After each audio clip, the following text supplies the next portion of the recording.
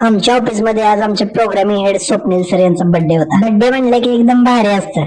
घरी जाता जाता अगदी तोंड गोड करूनच जायचं. मग बर्थडेची तयारी करत असताना सुकृत सर केक घेऊन येऊन सुद्धा स्वप्नील सरांच्या पाया पडत होतं. पाया नाही वाटतं खुर्ची नीट करत होतं. वर इथं पुजारी साहेबांची मध्येच गाय देवा मी लावणार म्हणून. अशा प्रकारे सर्वांनी टाळ्या वाजवत वाजवत आपला स्वप्नील सरांचा बर्थडे साजरा केला. सर्वांसोबत मी बी मग 4 टाळ्या वाजवल्या.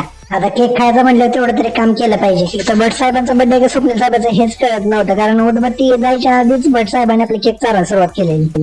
अशा प्रकारे हसत गिळत रमत गमत आपला स्वप्नील साहेबांना मस्तपैकी केक चारून भरवले आणि बर्थडे साजरा केला.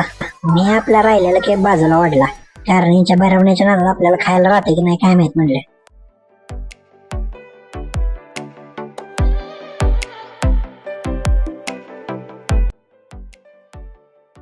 आमचे परचेस डिपार्टमेंटचे हेड प्रतीक पाटील साहेब एखाद्या गणपतीने मोदक खावा तसा टेबलावर बसून केक खात होते. यांना काय